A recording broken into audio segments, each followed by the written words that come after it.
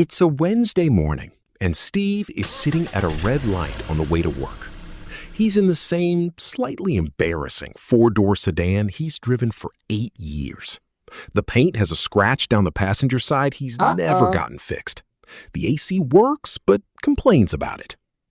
And in the lane next to him, waiting for the same green light, is a black luxury SUV. Chrome grille, 22-inch wheels, tinted windows. The kind of car that costs more than what Steve made in his first 2 years of working.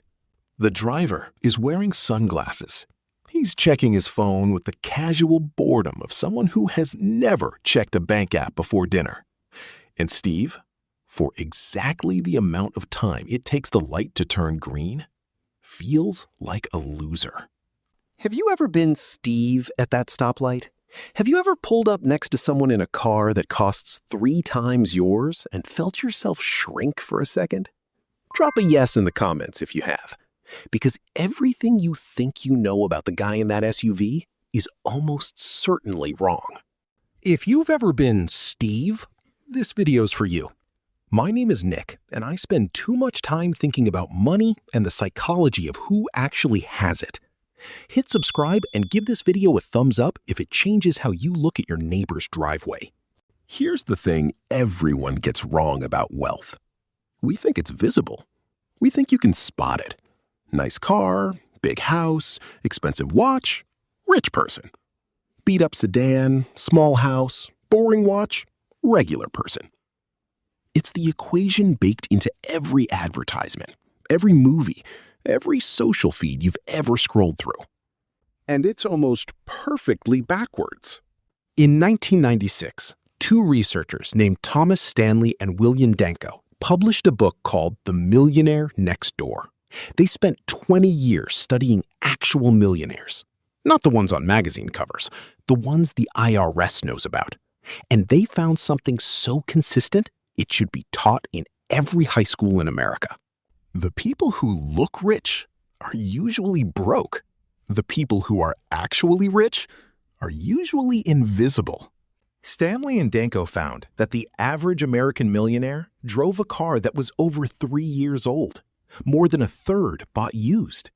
The most popular brands among millionaires were Ford, Toyota, and Honda. Not Mercedes, not BMW, not Range Rover. Meanwhile, the people driving the luxury cars in their study were disproportionately not millionaires. They were people making 6-figure incomes with almost nothing to show for it. High earners, low net worth. The technical term Stanley used was underaccumulator of wealth. The unofficial term is broke. Now pay attention, because this is the part that should reframe your whole neighborhood. The guy in the SUV next to Steve makes, let's say, $140,000 a year. Real number, based on what income you need to comfortably finance that car. His car payment is $780 a month. His insurance is another $220. He put nothing down because the dealer talked him into a 72-month loan with a trade-in that was already underwater. He owes $71,000 on a vehicle that will be worth $34,000 in 3 years. Steve makes $78,000 a year. He drives a car he owns outright. His transportation costs $145 a month, all in. Gas, insurance, occasional repair. He puts $600 a month into his 401k. The guy in the SUV puts $150. The guy in the SUV feels rich. Steve feels behind. And if you graphed their actual net worth on a chart, Steve would be beating him by an amount that would make you angry. This isn't a hypothetical. Federal Reserve data on household finances shows that a large share of Americans earning over $150,000 a year have less than $50,000 in retirement savings by age 40.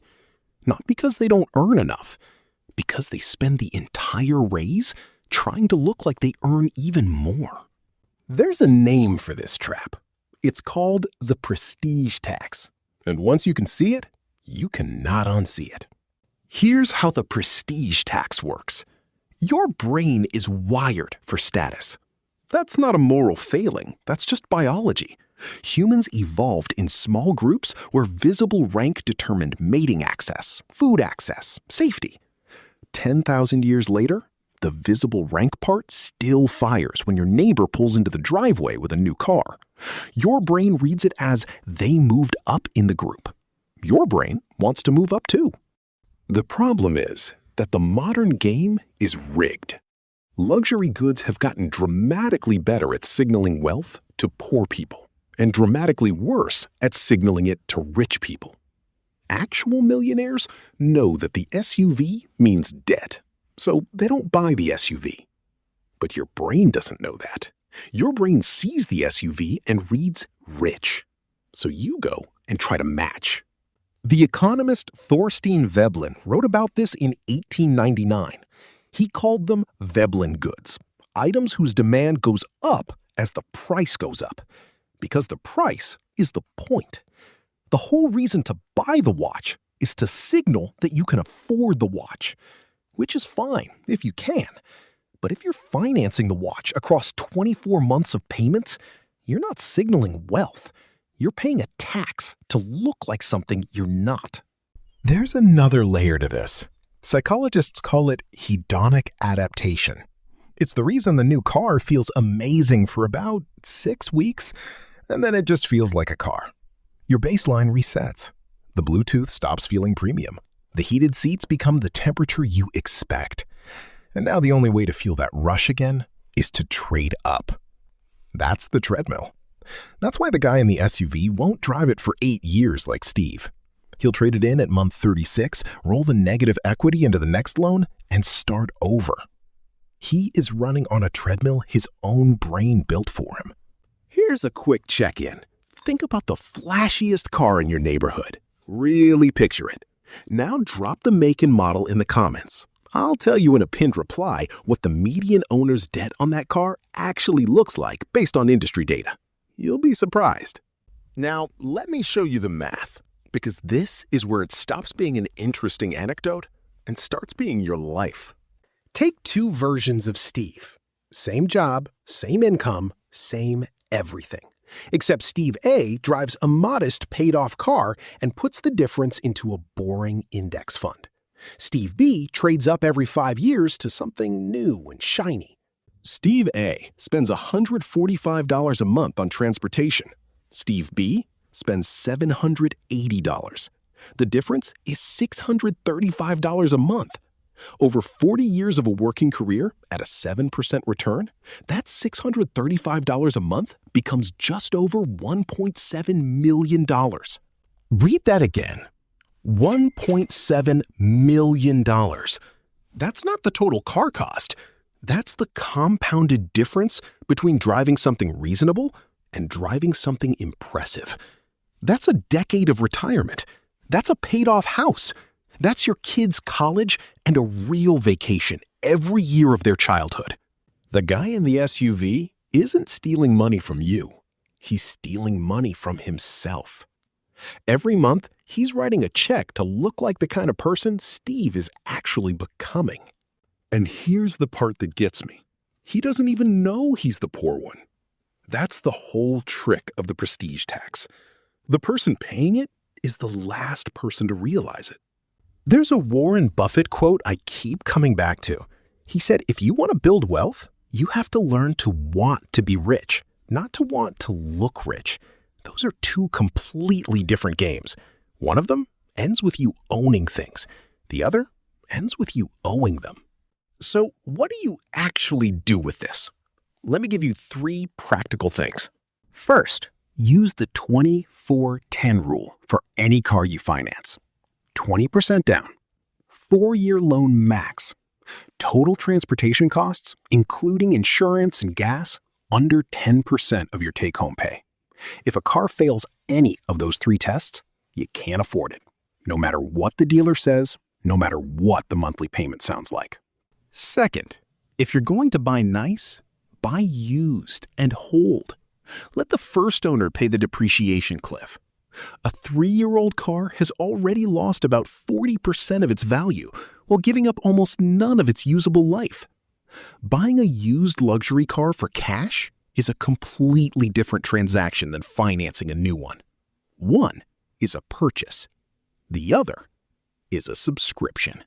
Third, and this is the mindset shift, pick a different scoreboard. Stop comparing yourself to the car in the next lane. Start comparing yourself to your own net worth from 1 year ago. Every time your brain reaches for, what does this person have? Force it to ask instead, what is this person paying to look like this? Because that answer, almost always, will make you grateful for the boring sedan in your own driveway. Now, let's come back to Steve with the stoplight. The light is still red. The SUV is still next to him. The driver is still checking his phone with the same casual boredom. But Steve is different now. Because now he understands he isn't sitting next to someone who beat him. He's sitting next to someone who's paying $1,000 a month for the privilege of appearing to have beaten him. Steve's little scratch sedan is quietly holding a bigger 401k, a bigger emergency fund, and a bigger future than the truck next to him. The truck driver just doesn't know it. And Steve, for the first time, doesn't need him to. The light turns green. They both drive off. One is heading toward retirement. The other is heading toward a lease renewal. Here's what to do after this video. The next time you feel that stoplight moment, the one where somebody's car makes you feel behind, I want you to do one thing. Open your investment app. Not your bank app, your investment app. Look at your number. That number is invisible to everyone in every lane around you. Nobody sees it. Nobody can compliment it. Nobody will ever pull up next to you at a light and be impressed by it. That's the point. That's what real wealth looks like. It doesn't have a chrome grille. It doesn't need one. Which one of these hit you hardest? The car math? The neighbor math? Or the fact that the millionaire next door is basically invisible on purpose? Drop it in the comments. And if this video changed how you look at your neighbor's driveway or your own, hit like and subscribe so more of them find you. The guy in the SUV is not the one you should be trying to catch. He's the one you should be trying not to become.